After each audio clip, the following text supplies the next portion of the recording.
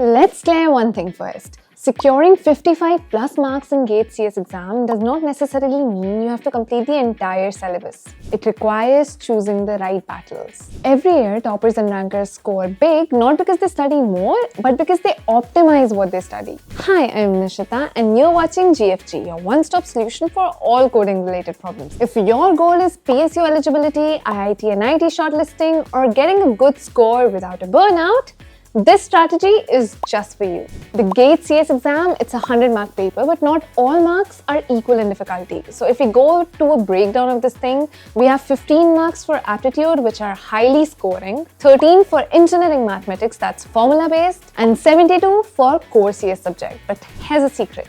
You do not need that entire 72 marks. A smart selection of easy plus predictable topics can easily take you past 55 marks. The first section that we have is the general aptitude. These are your free marks with a 15 out of 15 potential and the highest ROI in all of the sections. Why? Because there is no syllabus overload and they're very repeated patterns with very low competition effect. Focus on verbal reasoning with synonyms and sentence correction, and numerical aptitude with ratios, averages, time and work. A realistic target for this section would be 12 to 14 marks.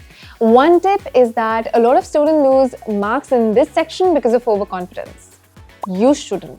2025 was a breakthrough year for learners with Nation Skill Up. 10 lakh plus started their learning journey with access to free courses. Thousands of them gained real skills, landed better roles, and took control of their careers. However, a much bigger chunk struggled to complete it fully, learning, finishing, and applying what they've learned. Nation Skill Up taught us a very important truth. Skills aren't built by enrolling in courses, they're built through discipline, accountability, and committed learning. Completion is where real transformation happens, and that's where most learners fall behind. That's why Geeks for Geeks has now launched the 390 Challenge, a first-of-its-kind initiative designed to help you start strong, stay consistent, complete your learning, and earn back what you invest. So what is this 390 Challenge? Well, it's simple.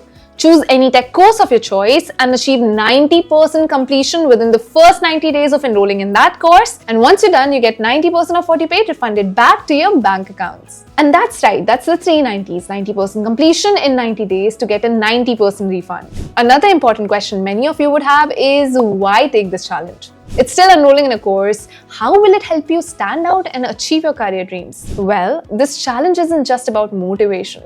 It's about completing what you started. Every organization doesn't look just for employees, they look for completion, dedication, and results. And that is what the 390 Challenge sets you up for. When open-ended learnings fail, clear deadlines don't. Completing 90% of a structured course means you've gone beyond the basics, you've practiced real skills, and you've built discipline. The 390 Challenge forces you to finish what you start, and that's a rare skill in itself. This is the year you'll commit and complete. So enroll now. Then we have our next section, which is basically engineering mathematics. It's low effort, high return. Because maths is not scary if you play it smart. The must-do topics in this section are linear algebra with matrices, ranks, and eigenvalues, probability, and discrete maths with logics, relations, and graphs. And why these topics? Because these are direct formulas with limited concepts and heavily repeated in the PYQs. A realistic target for this particular section would be 8 to 10 marks, and you can achieve this without touching the calculus-heavy sections. And then we talk about a section 3, which is digital logic, the easiest core subject. If there's one subject that almost everybody should do, it's digital logic. High scoring areas being Boolean algebra, K-maps, flip-flop circuits, combinational circuits, and flip-flops and counters. And the reason it works is because it's visual, formula-based, and the questions are predictable. A realistic target for this particular section would be 7 to 9 marks. This is one of the best marks per hour studied subject. Then our next section is C programming with small syllabus and direct questions. C is underrated, so focus only on pointers, arrays, functions, and output-based questions. Avoid deep memory models and overcomplicating things. And C, it's very easy marks because it not only has short programs, it has very clear wrong and right answers. A realistic target for this particular section would be somewhere around 5 to 7 marks. Section 5 is our data structures. Now, it's selective but powerful. But the thing about this is you don't need all of data structures. You only need to do arrays, stack and queue, linked list basics, and trees, where we talk about its height or its traversal. Skip advanced hashing and amortized analysis. A realistic target for this particular section would be somewhere around 6 to 8 marks. Now then we have our next section, which is operating systems, which is scoring if done correctly. OS might look huge, but it is actually very scoring if you're selective with your topics. So the topics that you should do are process versus thread,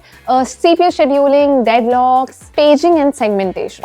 And you should avoid the rare edge case theory, with realistic marks for this particular section being somewhere around 6 and 8 marks again. Then our section 7 is computer networks, which is formula plus logic based, and this is very predictable. You should focus on OSI versus TCP IP, flow control, error detection, IP addressing and subnetting. The reason why it works is because it has repeated numericals and clear theory questions. A realistic target for CN would be somewhere around 5 to 7 marks. So if you put it all together, we have the 55 plus strategy. So let us add all the marks from the sections that we talked about, with general aptitude giving us somewhere around 13, engineering mathematics giving us 9 marks, digital logic with 8 marks, C programming with 6, data structures with somewhere around 7, OS also giving us 7 marks, and CN giving us 6 marks. This would make the total approximately 56 marks. And notice what we didn't rely on to get this particular score. We didn't rely on compiler design, we didn't rely on POC, we didn't rely on detailed DBMS in depth. We also didn't rely on the advanced algorithms. All of these things that we didn't rely on, they're not mandatory for a 55 plus score, but they can actually push you forward. So if you find the time to do them, you should do them. And my final advice before I conclude this video would be very, very simple. You need to give more emphasis to PYQs than you give to the notes. You need to ensure that you're focusing on accuracy over attempting each and every question. You need to revise fewer topics multiple times instead of trying to do everything just once. And you need to ensure that mock analysis are non-negotiables. GATE rewards clarity, not coverage. So if you're starting out right now and you're a bit late to the bandwagon, it's still not a problem if you follow the strategy with all of your heart, but this would only work if you execute it very sincerely and extremely consistently from this day onwards. So let us know in the comments how far along you're in your GATE prep, and all the very best for your exam.